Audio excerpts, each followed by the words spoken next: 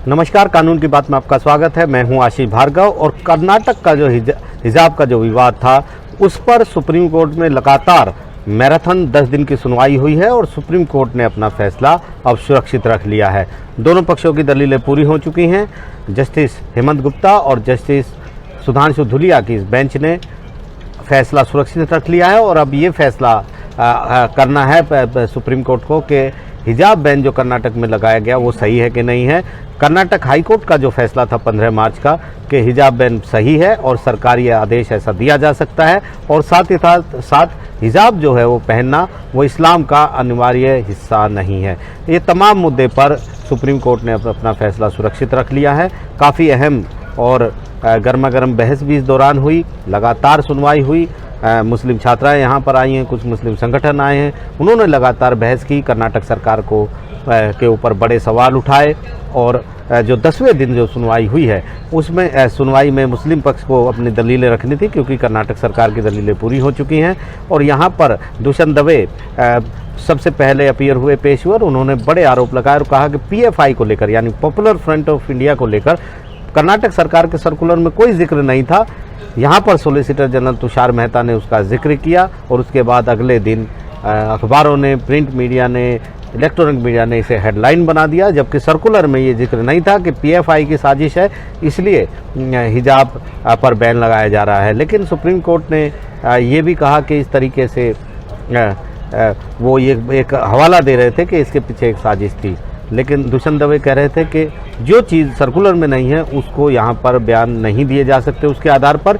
इसके अलावा दुष्यंत दवे ने कहा कि ये पूरी तरह मामला स्वतंत्रता का है, जो धार्मिक स्वतंत्रता के दायरे में आता है, आर्टिकल 25 के दायरे में आता है, और कोई ज़रूरी नहीं है कि कोई अनिवार्य हिस्सा हो उसी को संरक्षण मिलेगा। बहुत सारे लोग ऐसे हैं जो अधिक धार्मिक होते हैं, वो हिजाब पहनते हैं। बहुत सारे लोग हैं जो उतने सहिष्णु होते हैं, वो हिजाब नहीं पहनते हैं। ये सिर्फ देखना ज़रूरी है कि वो धर्म का हिस्सा है या नहीं है। इस तरीके से रोक नहीं लगाई जा सकती, ये दुष्यंत दवे ने दलील दी। हुज़ैफा अहमदी ने भी दलील दी कि ये जो सर्कुलर था हिजाब बैन का, ये पूरी तरह सिर्फ और सिर्फ मुस्लिम समुदाय को निशाना बनाने के लिए दिया गया था, जबकि इस तरीके के आदेश नहीं दिए जाने चाहिए थे। हिजाब पर ही बैन लगाया गया। जानबूझकर कहा गया कि हेड स्कार्फ पर नहीं पहनेंगे, क्योंकि सब जानते हैं कि मुस्लिम समुदाय ही में ही हिजाब पहना जाता है। साथ ही साथ उन्होंने कहा कि सरकार का लक्ष्य ये होना चाहिए था कि वो महिलाओं की, बच्चियों की शिक्षा को बढ़ावा दे, जैसे बेटी बचाओ बेटी पढ़ाओ आंदोलन का नारा दिया गया है, लेकिन सरकार उसकी बजाय उनकी शिक्षा को रोक रही है।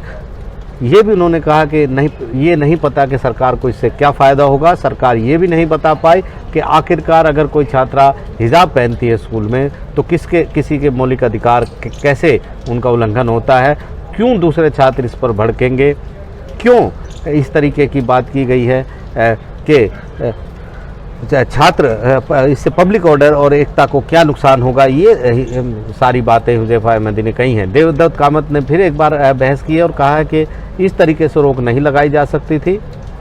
धर्म का अनिवार्य हिस्सा है या नहीं है ये अलग बात है, वो उस पर नहीं जाएंगे, लेकिन ये एक धर्म का हिस्सा है और इस पर रोक लगाना पूरी तरह गैरकानूनी है। सर्कुलर को रद्द किया जाना चाहिए। उन्होंने ये भी कहा कि कोई दूसरे धर्म का बच्चा अगर तिलक लगा कर जाता है और मुस्लिम इलाके के स्कूल में जाता है और मुस्लिम लोग बदले में हरी चादर या गमछा पहनते हैं, तो क्या सरकार ये कह सकती है कि पब्लिक ऑर्डर बिगड़ गया था? क्या ये जो शरारत करने वाले लोग हैं उनको बढ़ावा देना नहीं है, उनके सामने झुकना नहीं है? ये तमाम बातें की गई। सलमान खुर्शीद भी अपीयर हुए थे, उन्होंने भी बताया कि किस तरीके से कुरान में बहुत सारी चीज़ें हैं, बहुत सारे ऑप्शन हैं, विकल्प हैं, लेकिन उन्होंने ये भी कहा कि अनिवार्य हिस्से पर कोई बात नहीं है। 3 तलाक का भी हवाला दिया कि साफ तौर पर सुप्रीम कोर्ट ने कहा था कि 3 तलाक का कोई जिक्र कुरान में नहीं है, आयतों में नहीं, उन्होंने पूरा पढ़ा है सुप्रीम कोर्ट ने। ये तमाम बातें की गई।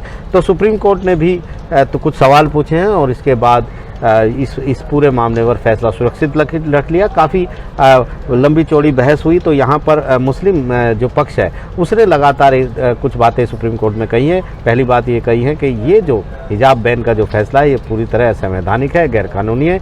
हाई कोर्ट का भी फैसला गलत है। हाई कोर्ट ने गलत तरीके से इंटरप्रेट किया है इस्लाम को और उस फैसले को रद्द किया जाना चाहिए। हिजाब पहनना मौलिक अधिकारों के दायरे में आता है। इसके अलावा सरकार ये नहीं बता पाई कि किसके मौलिक अधिकारों का उल्लंघन हुआ। जब कोई छात्रा स्कूल से बाहर हिजाब लगा सकती है, पहन सकती है, तो स्कूल के गेट पर उसके अधिकारों को का हनन नहीं हो सकता है। ये कपिल सिब्बल ने बड़ी बात कही थी। इसके अलावा ये भी कहा है कि ये सरकार ने सिर्फ और सिर्फ मुस्लिम समुदाय को निशाना बनाने के लिए ये इस तरीके का एक आदेश जारी किया है जिसे रद्द किया जाना चाहिए। तो वहीं दूसरी ओर यहाँ पर सरकार, कर्नाटक सरकार का सीधे तौर पर कहना है कि उसने ऐसा कोई आदेश नहीं दिया था। उसने तो सिर्फ संस्थानों को कहा था कि वो कोई यूनिफॉर्म प्रेस्क्राइब करें, कोई निर्धारित करें, और हिजाब जो है वो अनिवार्य हिस्सा धर्म का नहीं है। किसी के मौलिक अधिकारों का उल्लंघन नहीं हो रहा है। हिजाब पहनना मौलिक अधिकारों के दायरे में नहीं है क्योंकि ये धर्म का अनिवार्य हिस्सा नहीं है। इसके अलावा ये 2021 से पहले ऐसी चीज़ें नहीं होती थी। पॉपुलर फ्रंट ऑफ इंडिया ने एक साजिश रची, उस साजिश के तहत एक आंदोलन शुरू किया गया और उसके बाद इस तरीके की ये बात उठी।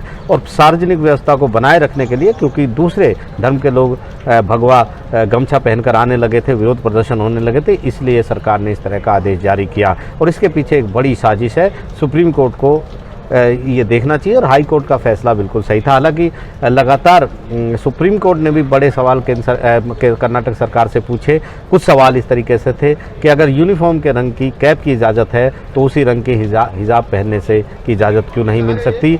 जो लड़की किसी मॉल में या फिर स्कूल के गेट तक आ सकती है हिजाब पहन के, उसके अधिकार, हिजाब पहनने का अधिकार स्कूल के गेट के भीतर कैसे खत्म हो जाता है। हिजाब पहनना किस तरह पब्लिक ऑर्डर और सामाजिक एकता के खिलाफ है, ये तमाम बातें पूछी गई थी। सुप्रीम कोर्ट ने यह भी कहा कि जिस तरीके से हाई कोर्ट ने फैसला दिया है कि हिजाब पहनना धर्म का अनिवार्य हिस्सा, इस्लाम धर्म का अनिवार्य हिस्सा नहीं है, उस फैसले में नहीं जाना चाहिए था हाई कोर्ट को, क्योंकि वो पूरी तरह से इंटरप्रेट सही ढंग से व्याख्यात नहीं हुआ, मूल पाठों से उसे नहीं लिया गया, इसलिए वहाँ पर नहीं जाना चाहिए था। तो एक बड़ा मामला है, एक बड़ी सुनवाई हुई थी और अब इस सुनवाई पर फैसले का इंतज़ार होगा जो 16 अक्टूबर से पहले आने की उम्मीद है, क्योंकि 16 अक्टूबर को बेंच की जो अगुवाई कर रहे हैं जस्टिस हेमंत गुप्ता, वो रिटायर होने वाले हैं। तो निश्चित तौर पर इस फैसले का इंतज़ार सभी को रहेगा। नई दिल्ली से आशीष भार्गव, NDTV इंडिया।